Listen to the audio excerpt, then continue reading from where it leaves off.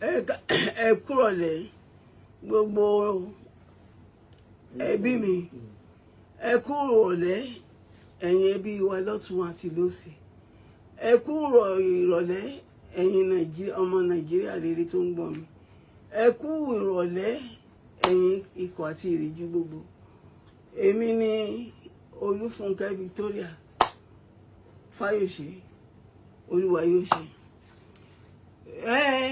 Ṣẹ́ni tó ń ṣe ìyá Ayọ̀ Fayose. Èmi ni ìyá àwọn ọmọ náà tó pẹ̀lú àwọn àbúrò ẹ̀.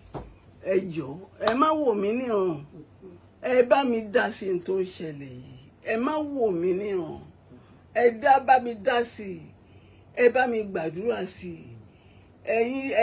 Ẹ̀yin bàbá gbogbo, ẹ̀yin màmá gbogbo tẹ́ ń gbọ́ mi, ẹ̀yin abiyamọ gbogbo, ẹ̀yin abiyamọ ẹ dákun ẹ má wò mí níran.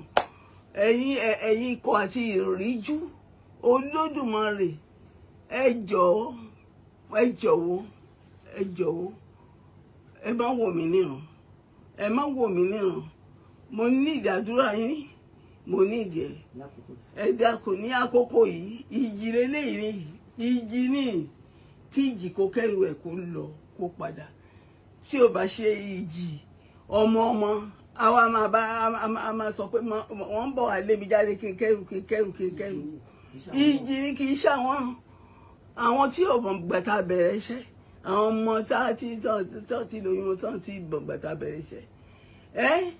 Ìjì nìyí bí kó tó di pé ẹ̀gbọ́n wọn bẹ̀rẹ̀ sí dáhùn sí. Ẹ jọ̀wọ́ mo bẹ̀ yín o, Ọlọ́run á ràn yín lọ́wọ́, Ọlọ́run á tì yín lẹ́yìn. Ẹ̀ní jìyà lórí ọmọ kẹ́ tó wá máa jìyà lọ́wọ́ ọmọ. Ayé yìí ò ní bàjẹ́. Ẹ̀yin abiyamọ, ẹrù tí abiyamọ kì í tú wọn ní gbéyàlé wa. Lópin ọdún ayọ̀ la máa fi ṣe. Ọdún tá à ń wò yìí ayọ̀ la máa fi wọbẹ̀, ayọ̀ la máa fi ṣe. Ẹ jọ̀wọ́ mo bẹ̀ yín, yóò dára fún yín. Ògo ni fún Ọlọ́run wa.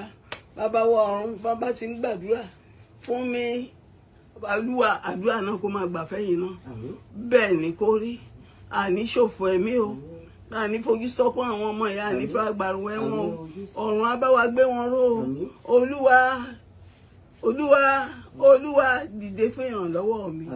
Ṣàánú mi, ṣàánú gbogbo abiyamọ.